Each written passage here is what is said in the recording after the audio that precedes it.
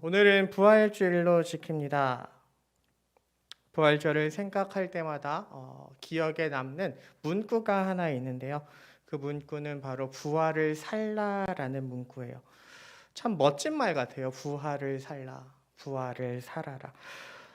그러면서 고민이 되더라고요. 부활을 산다라는 것은 과연 어떤 의미가 있을까요? 부활을 산다, 죽었다 살아나는 그와 같은 삶을 산다라는 것은 어떠한 삶을 의미할까요? 저는 부활을 산다라는 이야기를 처음 들었을 때 어떤 집사님의 고백이 생각났어요.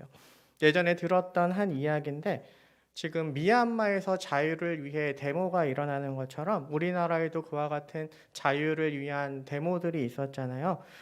정말 미얀마의 평화를 위하여 정말 그 시민들의 안전을 위하여 함께 기도해 주시길 바라고요.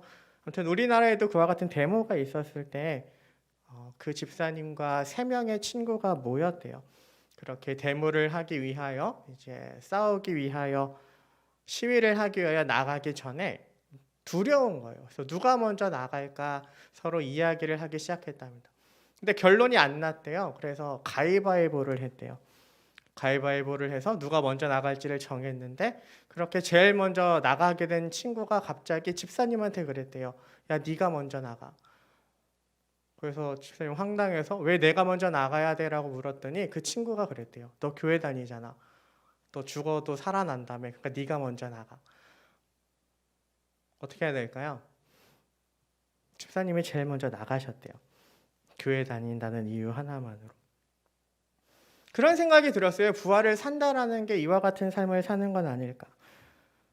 그냥 누군가 이야기할 때 너는 죽어도 살아나는 걸 믿지? 그러니까 네가 먼저 나가라고 얘기했을 때 가장 먼저 나갈 수 있는 삶. 그것이 늘 부활을 생각하며 사는 삶은 아닐까. 어렸을 때 그와 같은 생각을 하곤 했습니다. 그런데 신학교에 들어가서 로마서를 살펴보면서 의미가 많이 변함을 알게 되었어요. 작년에도 로마서 큐티를 하면서 이 본문들을 좀 쭉 다뤄봤었는데 기억이 나는지 모르겠어요. 로마서에서 바울은 우리가 부활을 이야기하는 것, 그 부활에 대하여 어떻게 설명합니까? 로마서 6장 1절에서 4절입니다. 그런즉 우리가 무슨 말을 하리요? 은혜를 더하게 하려고 죄에 거하겠느냐? 그럴 수 없느니라. 죄에 대하여 죽은 우리가 어찌 그 가운데 더 살리요? 무릇 그리스도 예수와 합하여 세례를 받은 우리는 그의 죽으심과 합하여 세례를 받은 줄을 알지 못하느냐? 그러므로 우리가 그의 죽으심과 합하여 세례를 받음으로 그와 함께 장사되었나니 이는 아버지의 영광으로 말미암아 그리스도를 죽은 자 가운데서 살리심과 같이 우리로 또한 새 생명 가운데서 행하게 하려 함이라. 바울은 우리의 죽음과 부활을 어떻게 이야기합니까? 우리는 어떤 사람이다? 예수님과 함께 죽고 예수님과 함께 부활한 사람이다. 예수님과 함께 죽고 예수님과 함께 살아난 사람이다 이야기합니다. 그리고 이 죽음이 바로 우리가 오해하고 있는 가장 큰 오해 중 하나인 것 같아요. 우리가 생각하는 죽음과 부활은 언제 일어나는 거예요? 우리가 정말 죽었을 때, 교통사고로 죽거나 병에 걸려 죽거나 우리가 원치 아니한 어떤 사고로 말미암아 죽을 때 우리는 그와 같은 죽음을 이야기합니다. 근데 바울은 어떤 죽음을 이야기합니까? 로마서 6장에서 이야기하는 죽음은 뭐예요? 예수님께서 우리의 죄를 위하여 십자가에서 죽으실 때 우리에게 일어난 죽음을 이야기하죠. 예수님께서 십자가에 달리실 때 우리에게도 죽음이 일어났대요. 그 죽음은 무엇에 대한 죽음입니까? 예수님께서 죄에 대하여 돌아가실 때, 우리 죄 때문에 돌아가실 때 우리도 죄에 대하여 죽었다. 예수님께서 십자가에 못 박히실 때 우리 죄 또한 십자가에 함께 못 박혔다. 그리고 예수님께서 부활하실 때 우리 또한 어떻게 되었다? 함께 부활하게 되었다. 그래서 우리는 어떠한 삶을 살아간다? 새 생명 가운데 살아간다. 예수님께서 십자가에 돌아가심을 바라보고 믿는 자는, 그것을 정말 믿는 자는 예수님께서 나의 죄를 위하여 돌아가실 때 나의 죄 또한 죽음을 믿음으로 고백하고, 또한 예수님께서 부활하실 때 나 또한 새 생명 가운데 행하는 자로 부활했음을 선포하는, 믿는 그와 같은 사람이래요. 이것이 우리가 예수님을 믿고 받는 세례의 의미이고 그리스도와 연합하는 것이다 이야기합니다. 그래서 바울은 무엇을 이야기합니까? 우리가 죄에 대하여 죽고 예수님과 함께 부활하였으므로 죄를 지을 수 있다 없다? 죄를 지을 수 없다 이야기합니다. 그래서 로마서 6장 1절 2절은 이와 같이 이야기하죠. 그런즉 우리가 무슨 말을 하리요? 은혜를 더하게 하려고 죄에 거하겠느냐? 그럴 수 없느니라. 죄에 대하여 죽은 우리가 어찌 그 가운데 더 살리요? 어렵죠. 신학교에 가서 이 로마서를 보면서 참 어렵더라고요. 부활을 산다라는 게 그냥 내가 죽어서 다시 부활할 거야라고 그것을 믿는 것으로 그치는 것이 아니라 오늘날 나의 삶에도 늘 일어나는 것이어야 하더라고요. 그리고 이와 같은 삶을 늘 사는 것, 날마다 죄에 대하여 죽고 의에 대하여 살아가는 삶을 사는 것, 이것이 부활을 살아가는 삶이더라고요.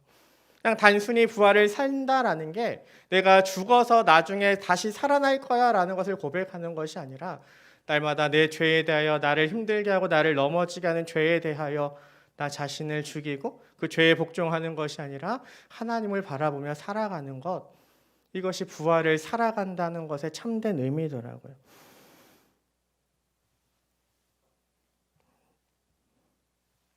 즉 부활을 산다라는 것은요, 우리가 죽어서 다시 살아난다라는 것, 그거 하나만 바라보는 것이 아니라 지금도 우리가 죄에 대하여 늘 죽은 자로, 또한 그리스도에 대하여 살아있는 자로, 새 생명 가운데 살아있는 자로 고백하는 삶을 함께 포함합니다.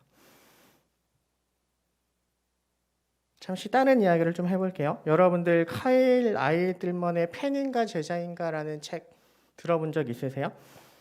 제목만 들어도 좀 이해가 될 것 같아요. 너는 팬인가? 너는 제자인가? 팬은 어떤 사람입니까? 좋아서 따라다니는 사람이에요. 팬덤이라고 부르는 것처럼 지속적으로 행하는 사람들도 있는 반면에 그렇지 않은 사람들도 있습니다. 반면에 제자는 어떤 사람일까요?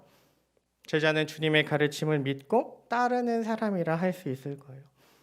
카일 아이들먼은 그의 책 팬인가 제자인가에서 이와 같은 말을 합니다. 한번 들어보세요. 대개 우리는 뭔가를 사실로 받아들이는 것이 믿음이라고 생각한다. 하지만 성경에서 말하는 믿음은 단순히 머리로 받아들이거나 감정적으로 인정하는 것이 아니다. 믿음의 대상을 실제로 따라야 진짜 믿음이다. 따르는 것은 고개만 끄덕이는 것이 아니라 손발로 움직이는 것이다. 교회가 펜을 양산하는 공장으로 전략한 이유 중 하나는 믿음의 메시지와 따름의 메시지를 분리하기 때문이다. 두 메시지를 분리하면 균형이 깨진다. 복음서를 보면 예수님은 나를 믿으라라는 말씀을 4번 정도 하셨다. 그렇다면 나를 따르라는 말씀은 몇 번이나 하셨을까? 자그만치 20번 정도다. 따르는 것이 믿는 것보다 중요하다는 말을 하려는 것이 아니다. 이 둘은 밀접하게 연결되어 있다. 그들은 믿음의 심장과 폐다. 둘 중에 하나만 없어도 살아갈 수가 없다. 믿음의 메시지에서 따름의 메시지를 떼어내면 믿음은 곧바로 죽어버린다. 믿음과 따름의 이분법을 깨트리지 않는 한 교회 안에는 언제까지고 펜만 득실거릴 것이다. 따름은 믿음의 일부다. 진정으로 예수님을 믿는 사람은 반드시 그분을 따르게 되어 있다. 내가 만난 팬들은 대부분 믿음만 강조할 뿐 제자의 길을 제대로 가르치지 않는 교회나 기독교 공동체 출신이었다. 무슨 말인지 이해되시죠? 주님은 나를 믿으라라는 말보다 나를 따르라라는 말을 더 많이 하셨대요. 주님을 따른다라는 것은 무엇입니까? 행동이 수반된다라는 거예요. 단순히 주님을 믿습니다라고 그치는 것이 아니라 그냥 단순히 주님을 따라다니는 팬이 아니라 주님의 가르침을 그대로 실천하고자 하는 그와 같은 삶이 함께하는 것을 의미한다라는 것입니다. 그냥 내가 단순히 마음으로 믿습니다라고 그치는 것이 아니라 진정한 삶의 변화까지 나타나야 한다라는 거죠.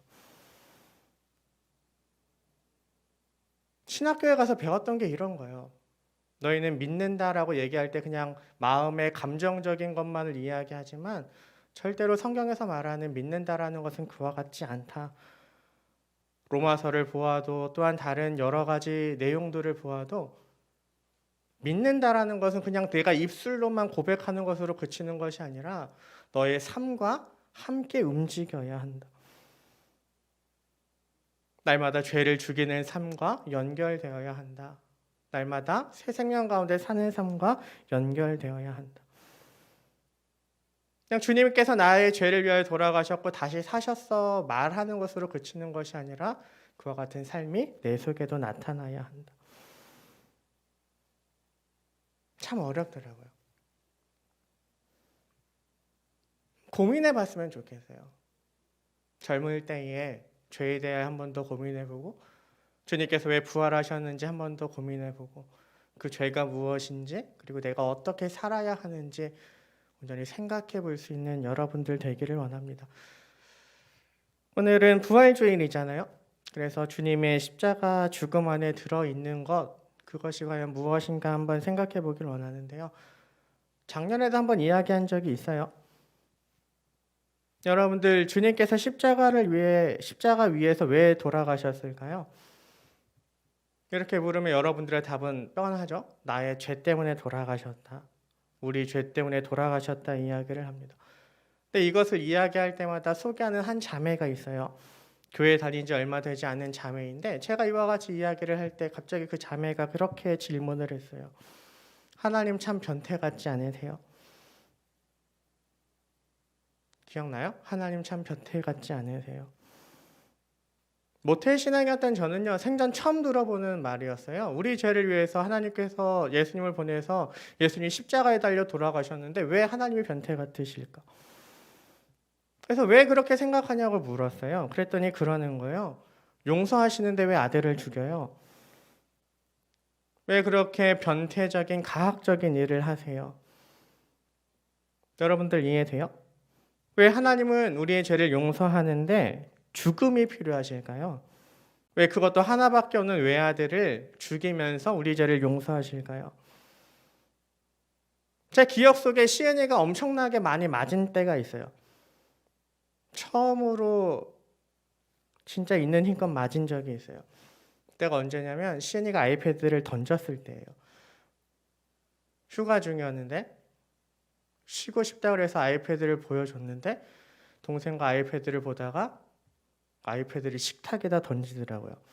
액정이 깨졌어요. 그래서 진짜 아무 생각 없이 한 대 맞았던 것 같아요, 시은이가. 근데 그 속에서 제가 어떻게 할까요? 내가 아버지의 물건을 손상 입혔으니 너는 내 목숨으로 내 죄를 갚아라 이야기할까요? 내 죄가 너무나 크니 내 목숨으로 이 죄를 용서함 받아라 이야기할까요? 그런 아빠가 어디 있어요? 그와 같이 이야기하면 정말 그 청년의 말대로 변태가 되는 거죠. 가학행위를 즐기는 사람이 되는 거예요. 누구도 그와 같이 용서하지 않잖아요. 다음부턴 그러지 마 하고 끝내잖아요. 그것이 부모잖아요. 내가 이와 같은 죄를 졌으니 그 죄값을 받아라 하고 죽이진 않잖아요. 그렇게 생각하니까 참 막막하더라고요. 주님은 왜 돌아가셨을까요? 하나님은 예수님을 왜 죽이셨을까요? 왜 말로 세상을 만드신 그 하나님께서 말로 우리를 용서하지 않으시고 우리 사람도 말로 사람을 용서하는데 우리의 죄를 용서하기 위하여 자기 아들을 죽이실까요? 그 답이 어디 있는지 알아요? 꼭 천듣는 표정으로 듣고 있는데 작년 여름 수련회 때 했던 거예요. 창세기 2장 17절에 있어요. 선악을 알게 하는 나무의 열매는 먹지 말라. 내가 먹는 날에는 어떻게 된다? 반드시 죽는다. 선악을 알게 하는 나무의 열매는 먹지 말라. 먹으면 어떻게 된다? 반드시 죽는다.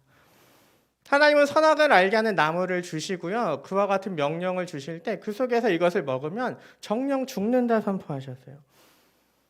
그래서 성경에서 이야기하는 거예요. 죄의 값은 사망이다라고. 하나님께서 에덴 동산에서 그와 같이 정하셨기 때문에. 하나님께서 에덴 동산에서 그와 같이 정하셨어요? 그렇다면 하나님은 이 죄를 없애기 위해서 아담과 하와가 지었던 이 죄를 없애기 위해서 어떻게 하셔야 할까요? 죄의 값은 사망이라고 스스로 말씀하셨기 때문에 스스로 사망의 자리에 서게 되시는 거예요. 스스로 자신의 아들을 그 사망의 자리에 세우시는 거예요. 자기가 그와 같이 정하셨으니까. 하나님께서 그와 같이 정하셨으니까. 그게 하나님의 법이니까. 그래서 우리는 십자가에 무엇이 담겨 있다 이야기합니까? 하나님의 의로움이 담겨 있다. 하나님의 공의가 담겨 있다 이야기합니다. 하나님은 자신의 하나밖에 없는 독생자임에도 불구하고 자신의 법을 깨트리지 않으셨다라는 거예요. 자신이 그와 같이 정해놓은 법을 그래도 내 아들인데 뭐 하고 무마시키지 않았다라는 거예요. 내 아들임에도 불구하고, 내 하나밖에 없는 아들임에도 불구하고 내가 그와 같이 정했기에 십자가에 죽게 만드는 그와 같은 의로운 하나님이다. 이 십자가 안에 이와 같은 하나님의 정의가 또한 담겨 있는 거죠. 자신의 정한 규칙을 함부로 깨지 아니하며 그것을 지키시는 분. 또한 이 속에서 무엇을 알 수 있습니까? 자기가 말씀하신 것은 언제든 반드시 이루실 분이라는 또한 하나님을 향한 신뢰를 우리는 이 속에서 발견하게 되는 거죠. 바울이 이야기하잖아요. 독생자를 아끼지 않고 죽이심을 통해 하나님께서 우리를 얼마나 사랑하시는지가 담겨 있다. 그래서 우리 모두를 그리스도의 사랑에서 끊을 수 없다. 이제 한번 생각해 봅시다. 우리는 예수님의 십자가를 통해 무엇을 볼 수 있는 거요? 하나님이 얼마나 의로우신지, 하나님이 얼마나 정의로우신지, 자신이 어떻게 자신의 법을 지켜나가시는지를 알게 되는 거죠. 여러분들이 십자가를 통해 이와 같은 하나님의 법칙과 하나님의 마음, 하나님의 의로움을 얼마나 중요하게 여기시는지를 알았다고 생각해 봐요. 여러분들이 죄를 지을까요? 이 속에서 예수님께서 나의 죄를 위하여 돌아가셨으니까 나는 괜찮아. 내가 지금 지은 죄와 미래에 지을 죄도 주님께서 날 위해 돌아가셨으니까 나는 죄를 지어도 돼. 그와 같은 말을 할 수 있을까요? 이것은 하나님의 공의를, 하나님의 정의를 무시하는 삶은 아닐까요? 절대로 그와 같이 살지 않을 거예요. 이 십자가 속에 담긴 하나님의 진정한 마음을 아는 사람이라면, 우리를 사랑하셔서 하나밖에 없는 예수님을 주신 것 플러스 하나님께서 너무나 정의로우셔서 공의로우셔서 우리를 위해 주님을 주셨다라는 것을 아는 사람은 이 속에서 그 사랑을 깨닫고 하나님께서 원하시는 의로운 삶을 살아가게 될 거예요. 하나님이 죄를 얼마나 미워하시는지 또한 십자가 속에 써 있기 때문에, 그 마음이 무엇인지 알게 되었기 때문에 죄와 싸우는 삶을 살게 될 것입니다. 죄와 싸우되 피 흘리기까지 하지 아니하고 이야기하는 히브리서 저자의 고백과 같은 삶을 사는 것이 아니라, 주님께서 날 위해 십자가에서 피를 흘리셨기 때문에 나 또한 피 흘리면서까지 죄와 싸우는 그와 같은 삶을 살아가게 될 거예요. 청교도의 황태자라고 불리는 존 오웬은요, 이와 같은 주님을 묵상하면서 이와 같은 말을 남겼습니다. 참된 그리스도인은 행복해지기보다 거룩해지기를 원한다. 참된 기독교인이라면 행복해지기를 원하는 것이 아니라 거룩해지기를 원한다. 젊었을 때 죄에 대하여 고민할 때 이 청교도의 황태자라 불리는 존 오웬의 글을 보고 얼마나 답답했는지 몰라요. 정말 기독교인이라면, 십자가의 의미가 무엇인지 아는 기독교인이라면 행복해지기를 원하는 게 아니라 거룩해지기를 원한다. 주님의 사랑이, 주님의 십자가가 무엇인지 아는 사람은 내가 행복해지기 위해 하루하루를 사는 게 아니라 거룩해지기 위해 하루하루를 살아간대요. 그 의미가 무엇인지 아는데 내 행복을 추구하기 위해 주님을 배반하겠습니까? 세상 사람들은 행복을 추구하기 위해 내가 행복하면 돼라고 이야기하며 온갖 죄를 지을 때에도 거룩해지기를 원할 거예요. 그렇게 주님을 따르는 삶을 살게 될 것입니다. 이를 고민하면서 이 구절이 달리 다가오더라고요. 늘 생각 없이 암송했던 마태복음 6장 33절입니다. 그런즉 너희는 먼저 그의 나라와 그의 의를 구하라. 그리하면 이 모든 것을 너에게 더하시리라.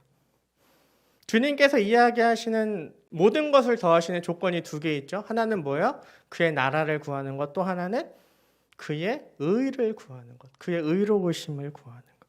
하나님의 의로움, 하나님의 공의를 구하는 것. 그러니까 하나님의 나라를 늘 생각하고 그 나라가 올 것을 기대하며 어떻게 살라라는 거예요? 의롭게 살라라는 거예요. 하늘에 계신 너희 아버지께서 의로우신 같이 너희도 온전하라. 의롭게 살라라는 거예요. 레위기의 주제 또한 잘 알고 있잖아요. 내 하나님이 거룩하니 너희도 거룩하라. 즉 주님은 우리가 거룩히 살기를 원하시고 말씀 하나조차 땅에 떨어지지 아니하고 다 이루시는 하나님을 바라보며 우리 또한 그 하나님의 거룩하심처럼 거룩히 살기를 소망하고 또한 그와 같이 살아가는 것. 존 오웬이 이것을 깨닫고 고백했던 거죠. 참된 기독교인은 행복해지기를 바라는 것이 아니라 거룩해지기를 바라는 사람들이다. 신학교에서 이 모든 것들을 쭉 보면서 그런 생각이 들더라고요. 난 어떻게든 천국에 가고 싶어서 죄만 안 지으면 돼 하고 어떻게 하면 죄를 안 지을까라고 생각하고 있었는데 하나님은 다른 것들을 보고 계셨구나. 하나님은 내가 하나님의 자녀로서 거룩해지기를 원하고 계셨구나. 나는 어떻게 하면 죄를 안 짓고 하나님께 갈 수 있을까만 생각했는데 하나님은 죄를 안 짓는 것을 넘어서 내가 거룩한 삶을 살기를 원하셨구나.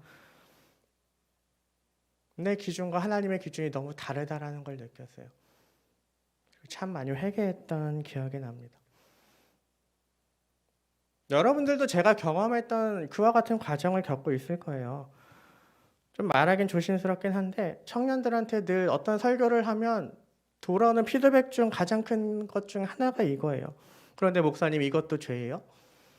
그런데 목사님 이렇게 하는 것도 죄예요? 알고 물어볼까요? 모르고 물어볼까요? 근데 여기서 우리가 생각할 건 그거예요. 이게 죄냐 죄가 아니냐가 아니라 이것이 과연 하나님 보실 때 거룩한 것인가 거룩하지 않은 것인가. 죄일까 아닐까 생각하는 것은 내중심적인 것 같아요. 이게 죄가 아니면 해도 된다라고 내가 생각하는 것 같아요. 근데 하나님을 바라보며 이것이 거룩한가 거룩하지 않은가 생각하면 그 중심이 좀 바뀌는 것 같아요. 그 중심이 좀 바뀌었으면 좋겠어요. 이게 죄야 아니야를 묻는 것이 아니라 정말 이것이 하나님 보시기에 거룩한 것일까 거룩하지 않은 것일까 여러분들이 생각해 봤으면 좋겠어요. 그 답은 되게 쉽게 나오잖아요. 이게 거룩한 거야 거룩하지 않은 거야.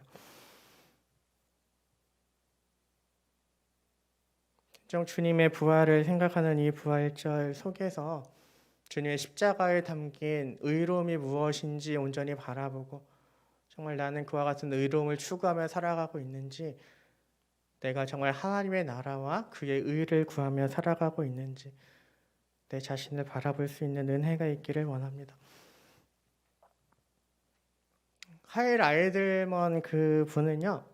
이와 같이 팬인가 제자인가라는 책에서 이와 같이 강하게 이야기하면서 한 집사님을 이야기했어요.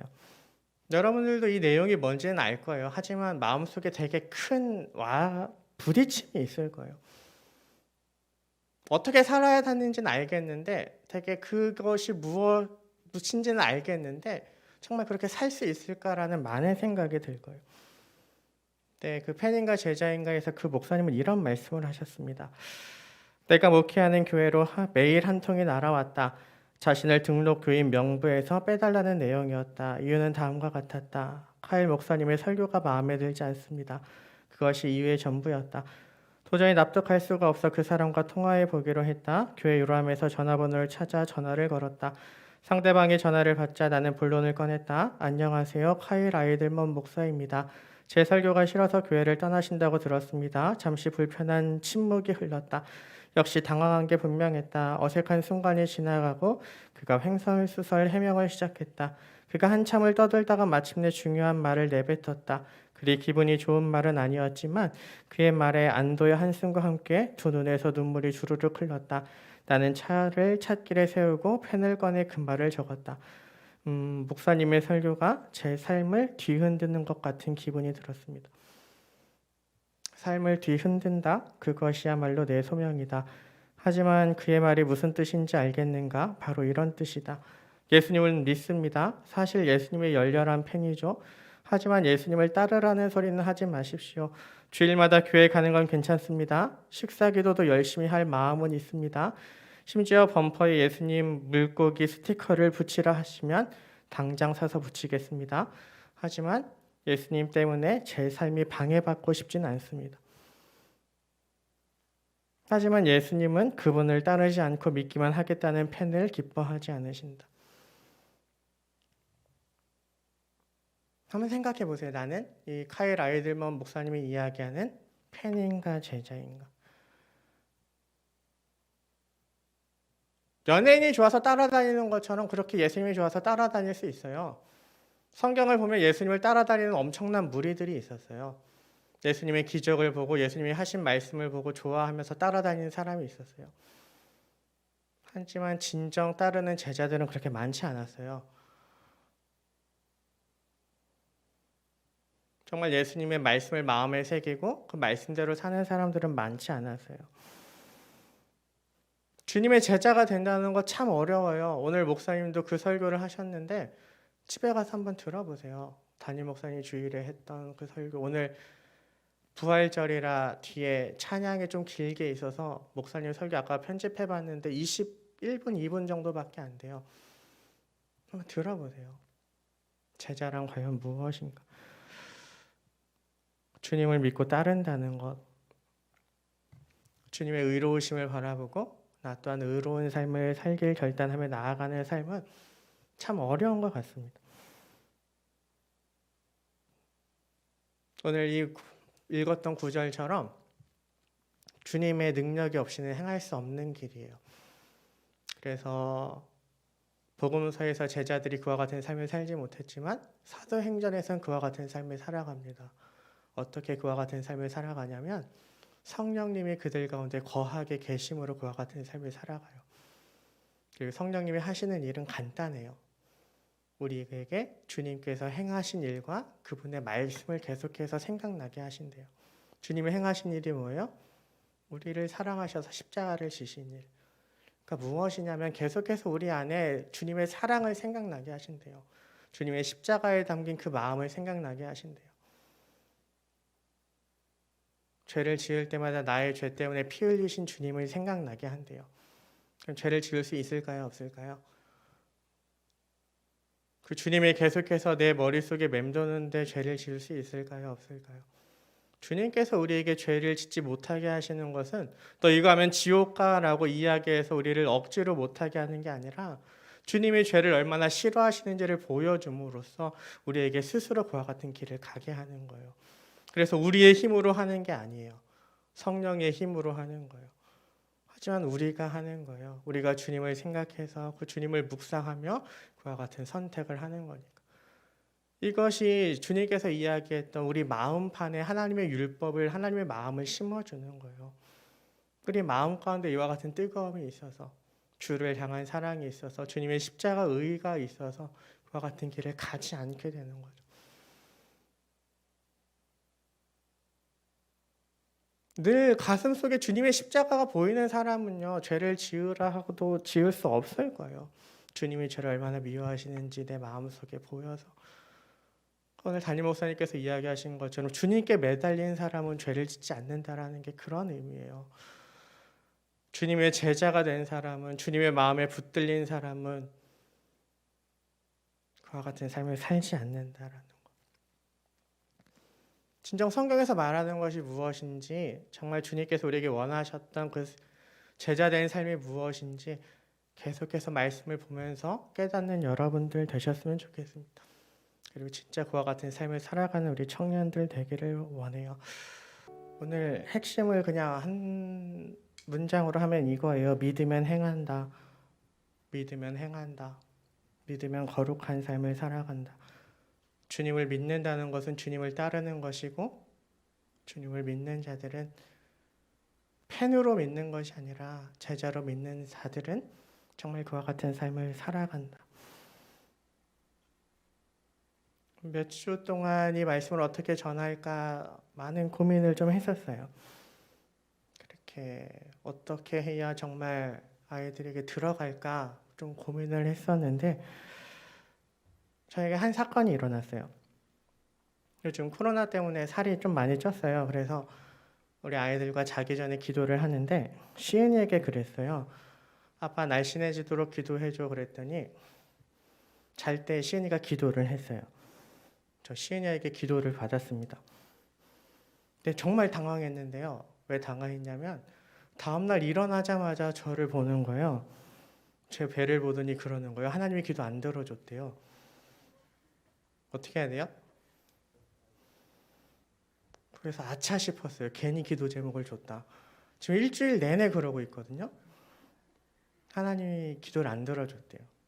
그럴 때마다 아빠 홀쭉해져서라고 이제 거짓말을 하게 되는데 딸을 볼 때마다 그런 생각이 들더라고요. 내가 행하지 않으면 쟤는 시험에 들겠구나. 뭔 말인지 알겠어요? 여러분들 거룩해지게 해주세요. 거룩해지게 해주세요. 기도만 한다고 될까요? 절대 안 될걸요. 여러분들이 거룩해지기 위하여 여러분들의 삶에 노력이 필요할 거예요. 시은이에게 살 빠지게 기도해달라고 해놓고 아무것도 안 했더니 하나님에 대해 의심하는 것처럼 우리가 거룩한 삶을 살지 않을 때 세상이 우리를 의심할걸요. 쟤네 말이 맞아? 쟤네가 정말 거룩한 하나님의 제자들이야? 세상 사람들이 의심할 거예요. 그런 생각이 들더라고요. 제가 시은이를 시험에 빠뜨린 것처럼 우리 또한 세상을 시험에 빠뜨리고 있지는 않았을까.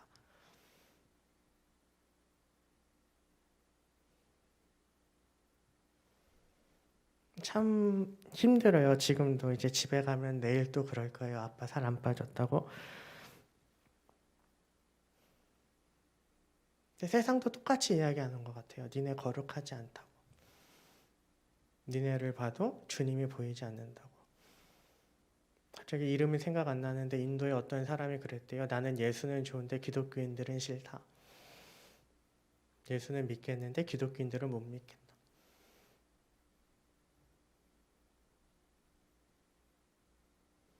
정말 거룩해지기를 노력하는 여러분들 됐으면 좋겠어요.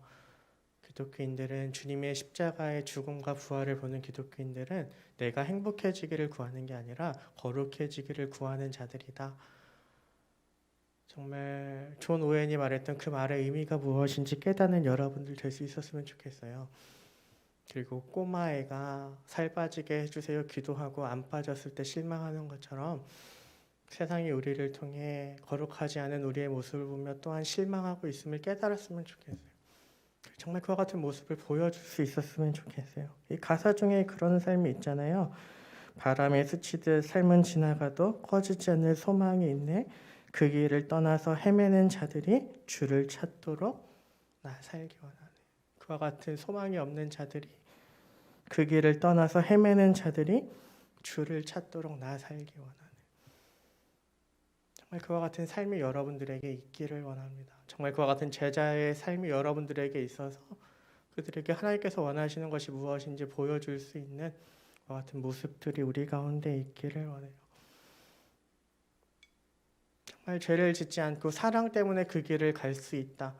이것을 어떻게 설명할까 예전부터 고민하는데 가장 쉬웠던 건 그거예요. 남자친구와 여자친구가 있는 지체들 헤어지기 싫어서 집 앞까지 가본 적 있어요? 없으면 말을 못 하겠고. 전에 어떤 선배가 했던 명언이 있는데 주님의 사랑을 깨닫기 위해선 연애부터 하라고. 정말 깨달을 수 있었으면 좋겠어요. 근데 그렇게 집 앞까지 가는 이유가 뭐예요? 내가 집으로 가기 위해 돌아갈 길이 멀음에도 불구하고 그 길을 가는 이유는 그냥 헤어지기 싫어서 그 마음 때문에 거기까지 가는 거잖아요. 왔다 갔다는 안 해봤는데 왔다 갔다를 하는 사람들도 있대요. 남자친구의 집에 갔다 헤어지기 싫어서 여자친구의 집에 갔다 계속 왔다 갔다 하는 사람들, 그와 같은 사람들도 있대요. 누가 보면 멍청한 짓인데 그 일을 하는 건 좋아서 하는 거예요. 똑같아요. 우리가 거룩하게 사는 건 누가 봤을 때 멍청한 짓 같은데 그 일을 하는 건 주님이 좋아서 그 일을 하는 거예요. 날 위해 목숨을 버리신 그 사랑이 너무나 커서 그 사랑이 좋아서 그와 같은 일을 하는 거예요. 누가 볼 때 거룩하게 사는 거 멍청한 짓 같은데 그 길을 가는 건 그냥 주님이 좋아서 그 일을 하는 거예요. 날 위해 목숨을 버리신 그 사랑이 너무나 좋아서 그와 같은 삶을 사는 거예요. 그것이 무엇인지 아무리 설명해도 마음속으로 깨닫지 못하면 안 돼요. 정말 마음속으로 그 사랑이 느껴지는 여러분들 될 수 있었으면 좋겠어요. 그게 느껴질 때 그 사랑으로 거룩한 삶을 살 수 있게 되는 거예요. 저번에도 얘기했던 것처럼 그 사랑에 철들어서 그와 같은 삶을 살아가게 되는 거예요. 진짜 그와 같은 삶을 살아가는, 그와 같은 삶을 살길 결단하는 우리 청년들 되기를 원합니다.